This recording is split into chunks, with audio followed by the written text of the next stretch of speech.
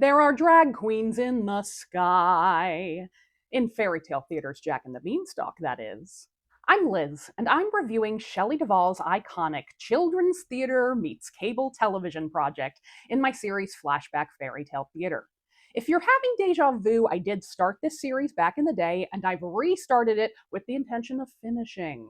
If there was an Englishman roaming my kitchen, I'd know it. Oh, it's probably the three moose I'm cooking for your dinner. Moose? Yes.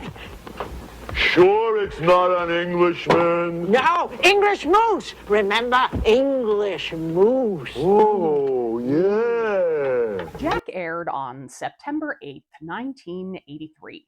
The cast included Dennis Christopher as Jack, Elliot Gould as the Giant, Jean Stapleton as the Giantess, Catherine Helmond as Jack's mother, and Mark Blankfield as the Strange Little Man. The episode was written by Rod Ash and Mark Curtis, and it was directed by Lamont Johnson. Fairy Tale Theater adapts the Andrew Lang version of Jack and the Beanstalk, which includes an exposition that we don't often see in the folk versions. Hello, I'm Shelley Duvall. Welcome to Fairy Tale Theater. Jack and Mom live in extreme poverty. He's a dreamer, but his ideas are fairly impractical and mostly seem to distract him from useful tasks. When their cow Spot dries up, Mom sends Jack out to sell her. Jack considers hitting the road with Spot for a vaudeville show, and the cow has promise. But they're stopped by a stranger in a bad wig who offers to buy Spot for 5 magical beans. Well, if you want to ignore magic beans, that's your choice. I can't. I tell you what I'm going to do, Jack. I am willing to offer you a cow-back guarantee. If these beans do not turn out to be magic, you simply bring them back here tomorrow, and I'll return your cow. Mom is pissed and tosses the beans out the window, whereupon a beanstalk grows in their place overnight. Jack is so excited he climbs right up the beanstalk in his little union suit to discover a castle inhabited by a giant and his wife. The giant's wife takes pity on Jack, hiding him from her man-eating husband, but the temptation of the giant's gold is too tempting, and so Jack steals it.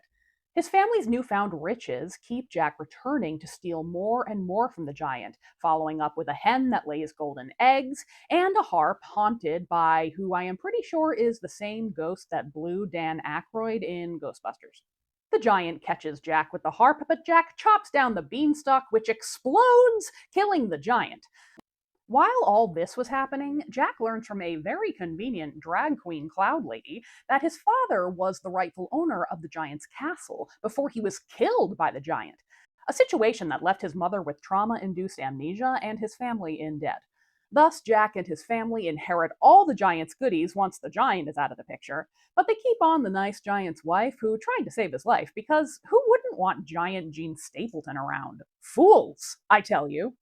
How did you know my name?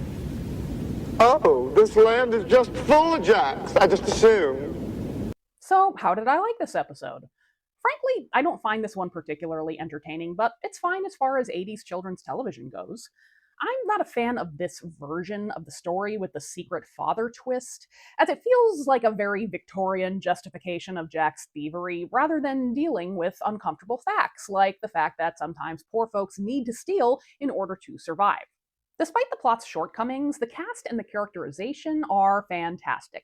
Dennis Christopher is very lovable and very believable as a teen.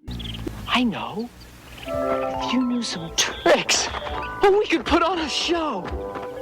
He's not portrayed as a simpleton so much as a creative, lost-in-the-clouds type. Jack, you are a dear lad, but your head lives in the clouds. If only he could come down to Earth! Elliot Gould is giving classic dopey giant, and he is clearly going through some kind of midlife crisis. What's life all about? Being a wicked giant is just kind of fruitless. And you know what? What? I figured out today that when you die, you're dead. And then what's it all mean? What's the difference if we all just end up dead anyway? I love children's shows that make kids think about death. Jean Stapleton steals the show, just as endeared by Jack as she is irritated by him. You must be very brave or very stupid. Didn't you hear what I said? Jerry Hall cameos as that harp ghost, and it's very clear that both the Giant and Jack are hot for her. I guess before you had Corn Hub, you had magical golden harps. The design isn't particularly great. I do love the Giant's blue suit and Jack's long underwear, but it's very clear that they blew their budget on Sleeping Beauty and had to go back to blue screen and backdrops for Jack. The animal puppetry in this episode is so low budget as to be inadvertently terrifying. This taxidermied roadkill upset me a lot, and this double-jointed cow is equally concerning. But above all, we need to get this chicken to a vet immediately. How about a fun fact? Shelley Duvall and Jean Stapleton kept working together after Fairy Tale Theater. Duvall produced a TV series based on the Mrs. Pigglewiggle books with Jean Stapleton in the title role, and Stapleton also reprised her roles in Duvall's other children's entertainment projects. She was in the Bedtime Stories series, and she played the title role in Mother Goose Rock and Rhyme. Thank you for watching. I'll see you next time for Little Red Riding Hood.